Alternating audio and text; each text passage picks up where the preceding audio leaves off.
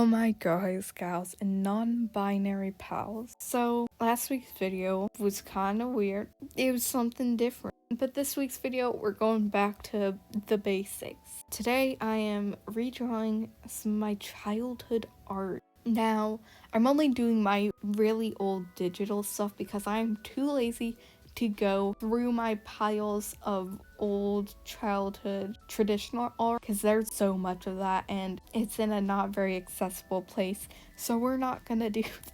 You'll be stuck with the old digital art. So I drew mostly animals for like a solid year, so a lot of my old drawings are just animals. So this is one of the first digital drawings I made very early on. I think this was like an OC of mine, kind of. They were never part of any story or anything. I didn't really have personality for them. He was just like some cat named Muna that I drew a ton. So I decided I'd redraw him. I'm not great at drawing animals now because I haven't done it that much. I'm trying to start drawing animals again, but I don't know, after a while I got insecure about drawing animals, so I stopped doing it. Yeah, so still not great at it, but it doesn't look like this anymore, and that's all I care about. Let's go through some of the main problems. First of all, that neck. Oh, that neck. That is not a cat neck. Those eyes, which you'll see pop up in the second drawing that I show you, they're bad. Why did I ever think those eyes were a good idea? That was my style. Having these like pitch black eyes and then some colored shape in the center that I'd change depending on the person. And then like these weird highlights that are also shaded too. I don't flippin' know what I was thinking. Those whiskers are a mistake too. Also, that's not how cat arms work. Like, this drawing isn't awful. It has some charm to it, but no. Now, like I said, I'm not that great at drawing animals now, and I was also feeling extremely lazy while making drawings for this video. So I did a kind of experimental thing I do when I'm too lazy to draw animals properly. And I do this weird fur texture because that way I don't have to do solid line art, and it's a lot more sketchier and it's a lot more easier for me to make the actual line art, which means I'll actually finish the drawing when I'm not feeling like drawing. And that's what I did. It's not like it looks bad. Well, debatable. It's not like it's awful, but you know, it's just not my normal style. It's just what I do when I'm feeling lazy. Honestly, both these drawings were pretty lazy, especially this one. I didn't change too much, I just mostly redrew it in a current style. I wanted to make sure that the cat anatomy was a lot better, and I was having some trouble with the front legs, so I just threw the tail in front of there so I wouldn't have to draw it, and I would just hide all my problems.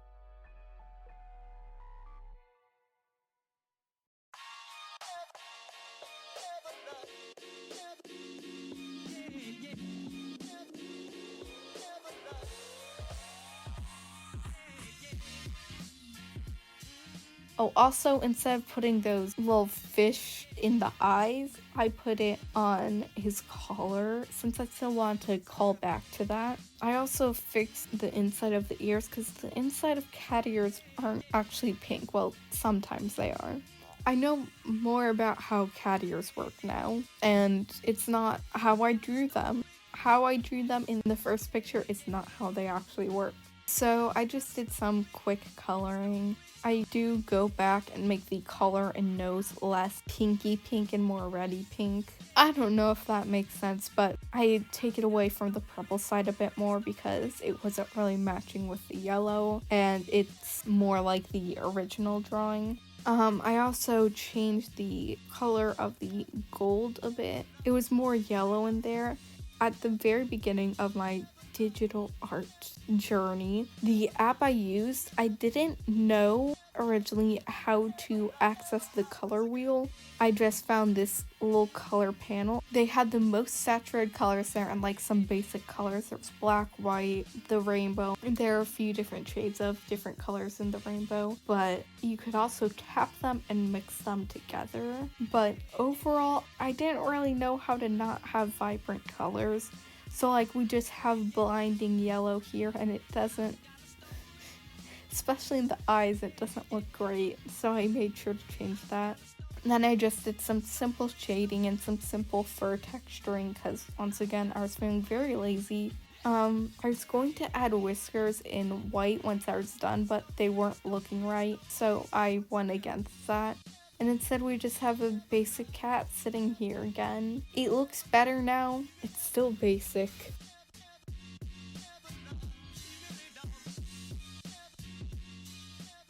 So this is the next drawing I did, and this was like the second drawing I ever posted that is digital. So this one you can see a lot more problems with how I drew. Those legs, oh boy, they wonk.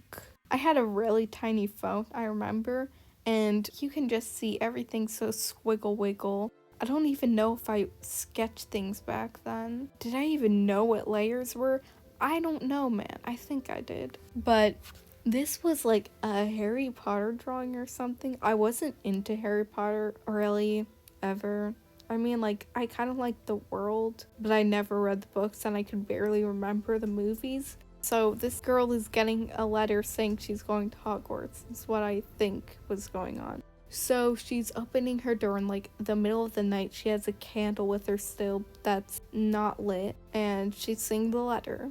Right, it's time to dissect all the problems with this. First of all, the background is so lazy. We have gray, which is like the inside of the house, but it makes no sense. We have also a door that has no perspective to it. It's also all lineless, and its door is squiggly wiggly too. The doorknob is so big. The door is so big, and the shading is so bad. We just have like a line of black with the opacity lowered at the top, and then in the very corner we have like some really light brown for some reason. Also I use the fill bucket tool for the actual character, so you can see a ton of white lines, especially in the hair around the line art. The eyebrows, I only like doing those weird blobby eyebrows now for animals because I think it makes them look cute, and yeah, I don't like how I did the eyebrows. Also, she has no emotion. Those eyes are so garbage. That nose is kind of weird. I think I just did like Animal Crossing noses, you know, the ones. Her shoulders, oh my god, her shoulders. Her body's so skinny and long too.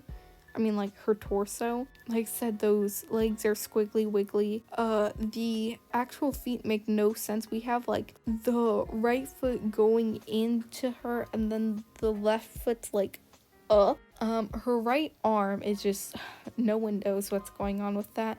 And her right hand is not holding the doorknob, and it's like flippin' talon fingers. God, there's so many problems. This is taking so long to say. Her left arm, very short. The flippin' candle actually looks kind of fine, I guess.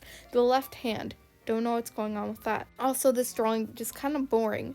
We don't see what's going on with her face. There's nothing of interest. It's just her with like just looking at it, looking real weird with bad anatomy. It's very much a wreck. I didn't know how to play any of my thoughts very well. Didn't know how to make things interesting or have dynamic poses or have facial expressions, apparently, or how to draw. Just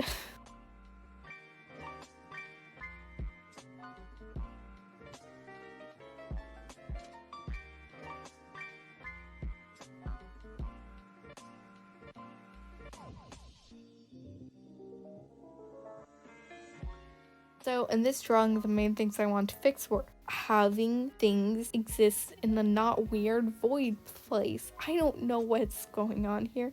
What is that background? I also wanted to have it a bit more interesting and have like a focal point, and I wanted to have some dynamic lighting kind of. I wanted to make it night, I guess.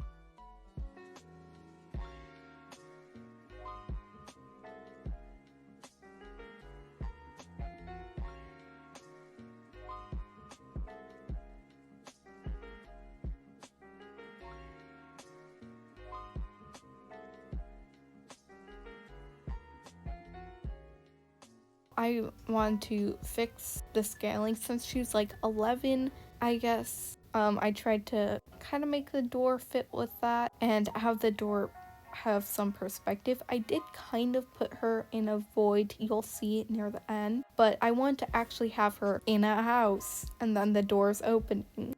In this current drawing, I don't know what those shoes are.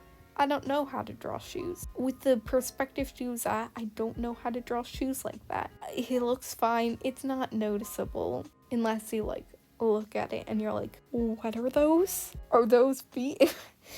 Huh? I also kind of changed how she was holding the candle because the way I want to frame it wasn't really working with the old version. I also fixed her hair so it looks more hairish. I don't know. I just didn't like the style she had in the first drawing.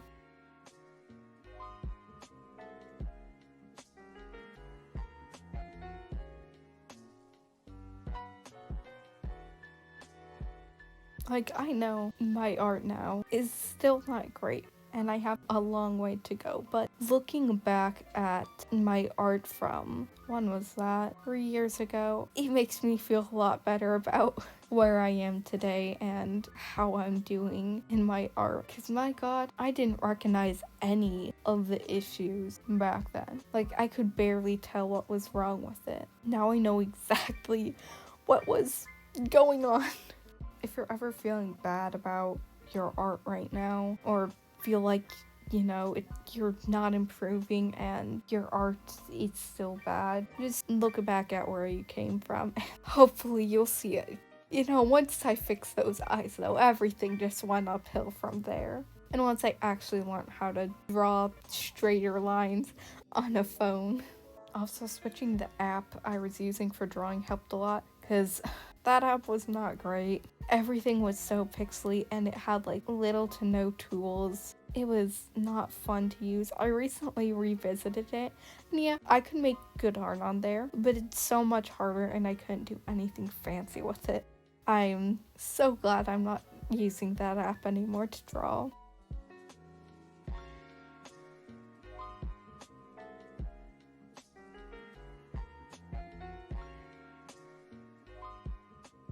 Anyway, if you like this video, make sure to like and subscribe. I upload weekly, so might as well stick around and check out those new videos. Also follow on my social media in the description below. I'm trying to be able to do more audience interactive videos someday, so make sure to follow those so that can happen. And I will see you all next week.